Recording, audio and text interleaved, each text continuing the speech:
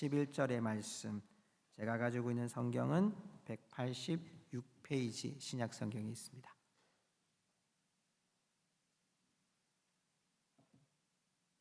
(1장 6절입니다) 그들이 모였을 때에 예수께 여쭈어 이르되 주께서 이스라엘 나라를 회복하심이 이때니까 하니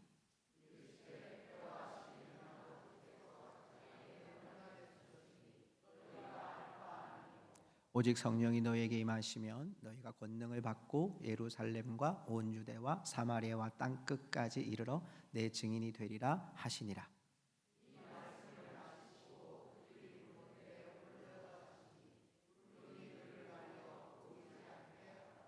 올라가실 때에 제자들이 자세히 하늘을 쳐다보고 있는데 흰옷 입은 두 사람이 그들 곁에 서서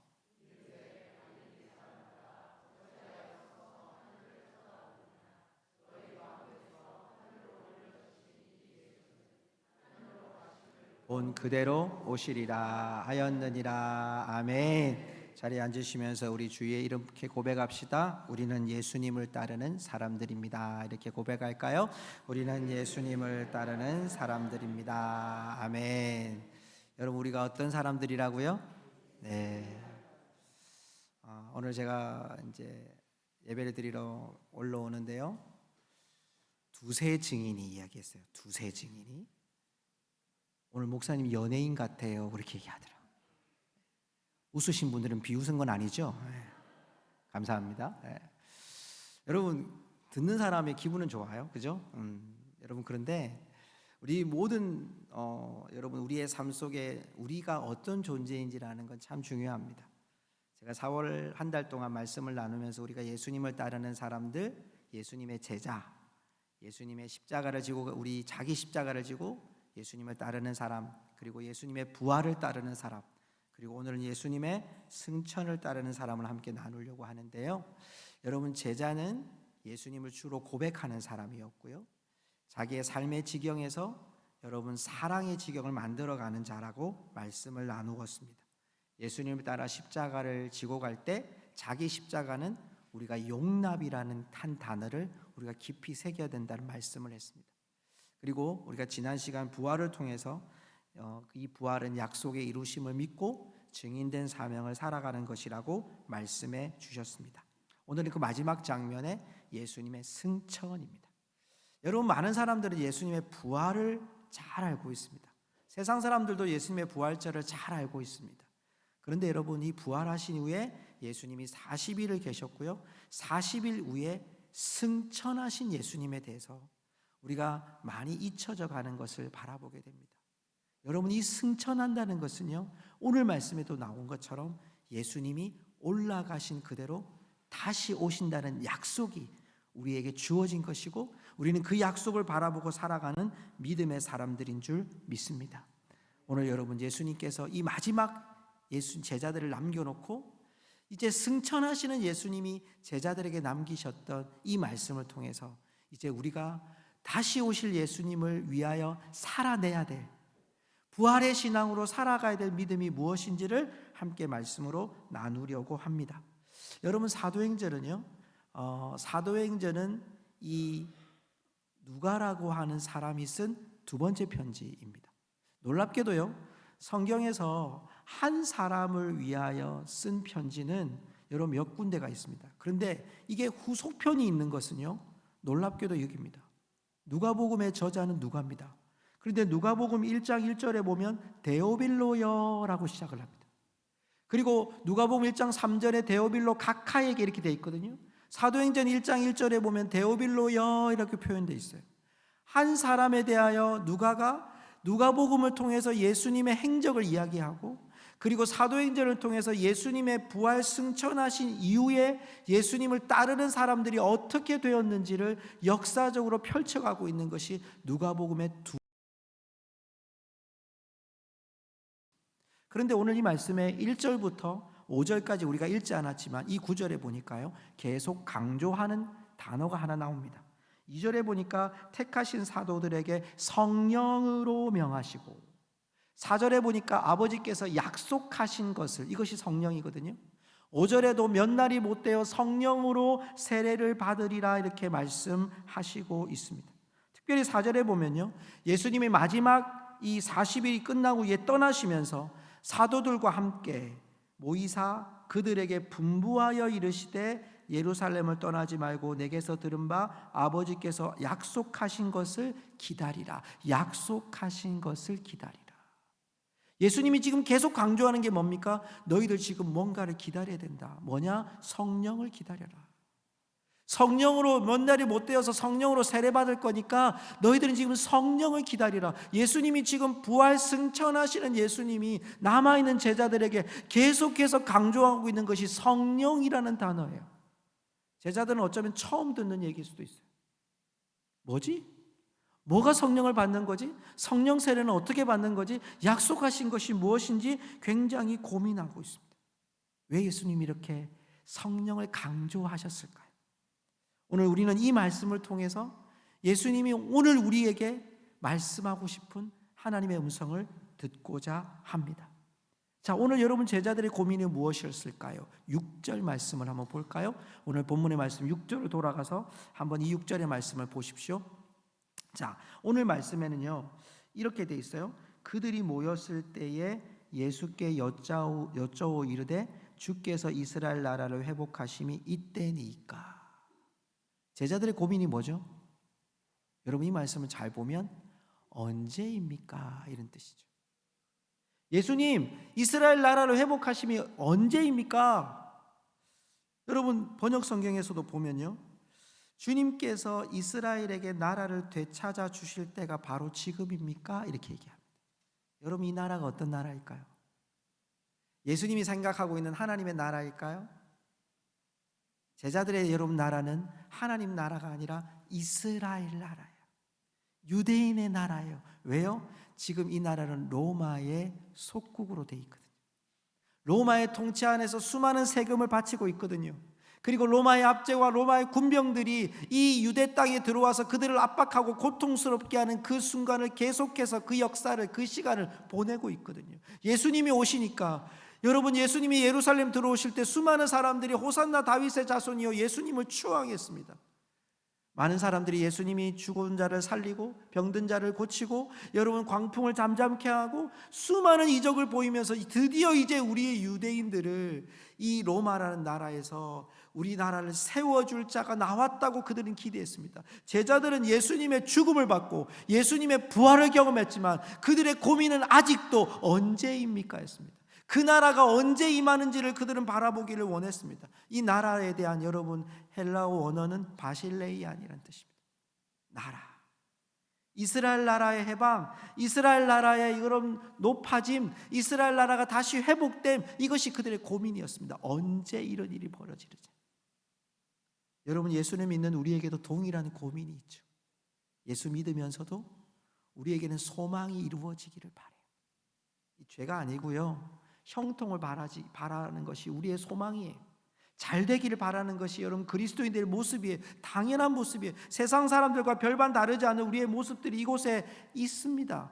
그런데 여러분 예수님이 말씀하셨던 하나님 나라, 우리는 여러분 늘 이것에 대한 제자들과 동일한 고민을 하는 거예요. 언제지? 언제 좀 괜찮아지지? 언제 좀 형통해지지? 언제 좀 잘 되지? 언제 좀 성공하지? 언제 좀 합격하지? 언제 좀 평안하지? 여러분 우리의 고민이. 주님은 여러분 뭐라고 말씀하셨을까요? 내가 원하는 주님을 우리가 끌어들이지만 과연 주님은 여러분 이 질문에 대해서 뭐라고 대답하셨을까요? 7절의 말씀 본문으로 가볼까요? 때와 시기는 아버지께서 자기의 권한에 두셨으니 너희가 알 바 아니요. 예수님 굉장히 매몰차신 것 같아요.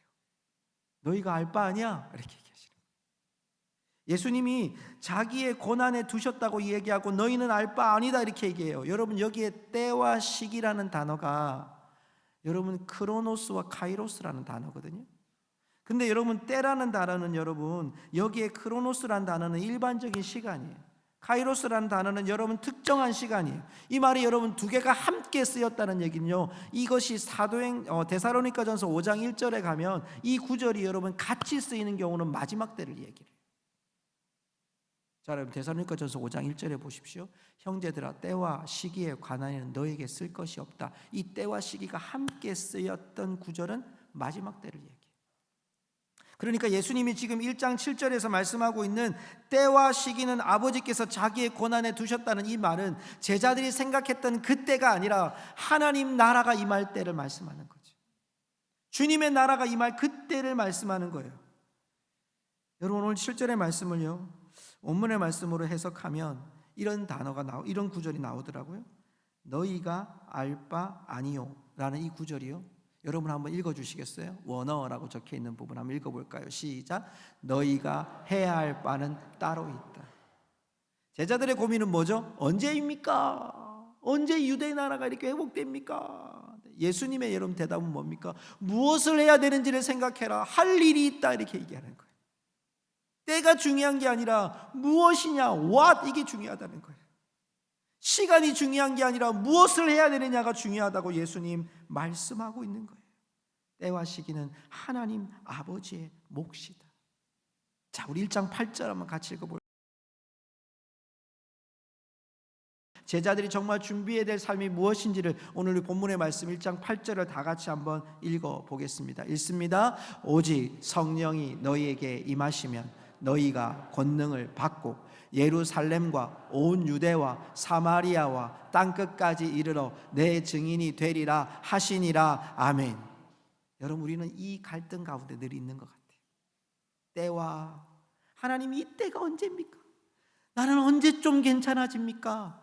언제 좀 여러분 이 문제가 해결될 수 있습니까? 그런데 하나님은 그거는 하나님 아버지의 몫이야. 너는 지금 이거 할 게 있어. 무엇을 해야 돼? 무엇입니까? 오직 성령이 너희에게 임하시면 너희가 권능을 받고 예루살렘과 온 유대와 사마리아와 땅끝까지 이르러 내 증인이 되리라 하시니라. 우리 현대어 성경으로 한번 읽어볼까요? 현대어 성경 한번 띄워주십시오. 현대어 성경에 보면 우리 한번 읽어보겠습니다. 시작. 그러나 성령이 너희에게 오시면 너희는 권능을 받게 될 것이다.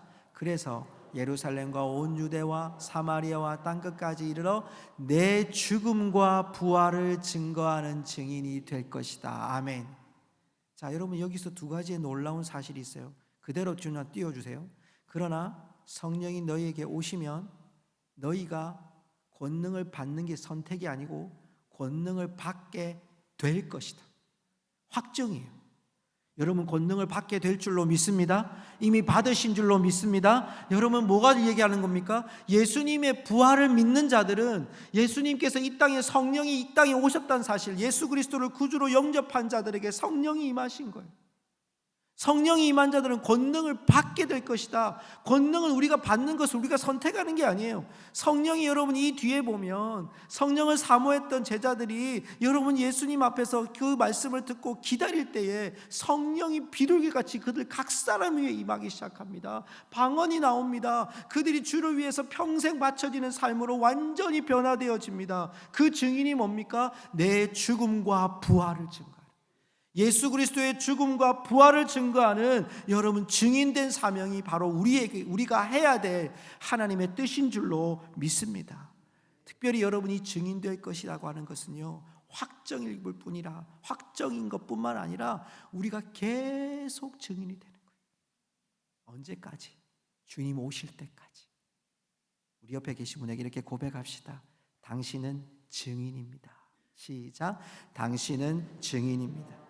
예, 언제까지 증인일까요? 주님 오실 때까지 증인인 거예요. 여러분 옆에 있는 분들이 얼마나 중요한 분들인지 몰라요. 이 고성 땅을 여러분 한 사람이 증인됨으로 이 대한민국을, 여러분 한 사람이 이 증인됨으로 열방을 향하여 설 때 예수 그리스도의 죽음과 부활이 선포되고 하나님의 나라가 이 땅 가운데 임하는 줄로 믿습니다. 여러분 그 권능이요, 여러분 이 원어 성경에 보면 이 권능이란 단어가 dynamis라고 되어 있어요. dynamis라는 단어를요, 여러분 조금 쉽게 여러분에게 설명하면 다이너마이트입니다. 여러분 다이너마이트 아시죠? 다이너마이트가 폭발하면 팍 하고 나가잖아요. 여러분, 그 다이나마이트가 폭발하듯이 권능이 내게 임할 때 내가 어떤 여러분 결정을 하는 것이 아니에요. 성령은 이미 언제부터 계셨냐면 하나님이 이 땅을 창조하실 때부터 계셨어요. 창세기 1장에 가면요, 여러분, 우리가 사람을 만들고 라는 표현이 나와요. 그 우리의 성령님이 들어있어요. 구약 성경에도 여러 군데에서 여러분 주의 영이라는 표현을 통해 성령님이 임하셨음을 이야기합니다. 신약에서도 여러 군데에서 성령님의 임하심을 우리에게 표현합니다. 그 능력이, 그 성령의 능력이 우리에게 임할 때 증인된 사명을 감당할 수 있을 줄 믿습니다. 여러분, 그 능력을요, 로마서 1장 16절은 우리에게 이렇게 고백합니다. 파워풀한 능력을 얘기하는데요, 로마서 1장 16절에 보면 이런 구절이 있습니다. 우리 한번 읽어보겠습니다. 내가 복음을 부끄러워하지 아니하노니 이 복음은 모든 믿는 자에게 구원을 주시는 하나님의 능력, dynamis가 됨이라. 이렇게 됐어요. 여러분, 복음이 dynamis의 능력이 되어지고 그 능력이 성령의 능력으로 우리에게 임하여지는 줄 믿습니다. 그 성령의 능력으로 우리가 증인된 삶을 살아가는 거예요. 교회가 여러분 단기 선교를 하고 성지순례를 하는 이런 여러분 귀한 일들을 하는 이유는 뭐냐면 여러분에게 이 기회를 제공하는 거예요. 증인된 삶을 제공하는 거예요. 가는 사람이든 보내는 사람이든 우리가 그 증인된 삶을 계속해서 우리가 우리의 몸과 마음으로 그곳에 가서 하나님의 나라의 그런 능력들을 전하는 거예요. 놀라웠습니다, 여러분. 우리가 전도를 많이 해보면요, 또 우리가 선교를 하고 나가면요, 우리의 생각보다 더한 하나님의 능력이 부어지는 것을 경험하게 됩니다. 여러분, 죽은 자가 살아나거나 여러분 병든 자가 고침받는 일들을 지금도 우리는 선교 현장에서 경험하게 되고요, 기도할 때 악한 영들이 물러가고요, 여러분 주의 역사가 나타난 걸 경험합니다. 우리가 지난번 태국에 갔을 때에 여러분 한 가정을 방문했습니다. 그 가정 안에서 예수 그리스도를 믿기로 작정한 사람에게 우리가 세례를 주고 그곳에 있었던 수많은 우상들을 다 불태우는 일들을 우리 눈앞에서 했습니다. 여러분, 그 일들을 통해서 그 지역이 그리스도 안에서 한 발 한 발 전진해가고 하나님의 지경이 나타나기 시작합니다. 사랑하는 성도 여러분, 그 능력이 우리 모두에게 임할 수 있기를 주님의 이름으로 축복합니다. 하나님의 뜻은 무엇입니까? 우리가 그저 이 땅 가운데서 무슨 큰 1등하는 증인이 아닙니다. 세상에 높아지는 증인이 아닙니다. 화려한 증인이 아닙니다. 우리 가운데 여러분 예수 그리스도를 밝힐 수 있는 증인입니다. 오늘 저와 여러분이 그 믿음의 증인으로 밝혀지기를 주의 이름으로 축복합니다. 여러분, 그것이 우리가 이 땅 가운데 살아가야 될 이유가 될 것이고 일상이 주의 이름으로 살아가는 자들의 목표가 될 것이고 주님이 다시 오실 그날까지 우리가 해야 될 여러분 사명이고 성령이 임하셔서 권능을 받아 증인이 된다고 말씀하고 있고 그 증인으로 살아가라고 오늘 우리에게 선포하고 계신 줄 믿습니다. 성도 여러분, 오늘도 주와 함께 성령의 거룩한 은혜가 우리 교회 가운데 우리 모든 성도들의 가정 가운데 있기를 주님의 이름으로 축복합니다. 여러분, 이걸 잘 기억하셔야 됩니다. 성령이 여러분 우리 안에 계속해서 내주하시도록 기도해야 됩니다. 거룩한 영이 이 교회 가운데 악한 영들이 여러분 물러갈 수 있도록 우리 안에 계속 기도해야 됩니다. 여러분, 우리 안에 있는 성령의 능력이 우리 가정을 변화시킬 능력이 충분하고요, 교회를 변화시킬 능력이 충분하고요, 이 나라 민족을 변화시킬 능력이 충분한 줄로 믿습니다. 그 성령의 능력을 우리가 구해야 되고 찾아야 되고 부르짖어야 되고 외쳐야 됩니다. 그런데 여러분, 우리가 이 놀라운 성령의 능력을 받은 제자들에게 오늘 여러분 이제 예수님이 부활 승천하시는 모습이 나타나요. 9절의 말씀을 보십시오. 9절의 말씀을 보시니까 이 말씀을 마치시고 그들이 보는데 올려져 가시니 구름이 그를 가리워 보이지 않게 되다. 이제 하나님 예수님이 다 올라가신 그 밑에서 제자들이 다 쳐다보고 있는 거예요. 자, 그런데 갑자기 여기서 두 천사가 나타납니다. 자, 보십시오. 10절 말씀 보십시오. 10절 보십시오. 우리 보십시오. 10절에 보니까 올라가실 때에 제자들이 자세히 하늘을 쳐다보고 있는데 천사입니다. 흰 옷 입은 두 사람이 그들 곁에 서서 뭐라고 말하는지를 우리 11절 한번 읽어볼까요? 같이 읽습니다. 이르되 갈릴리 사람들아 어찌하여 서서 하늘을 쳐다보느냐. 너희 가운데서 하늘로 올려지신 이 예수는 하늘로 가심을 본 그대로 오시리라 하였느니라. 아멘.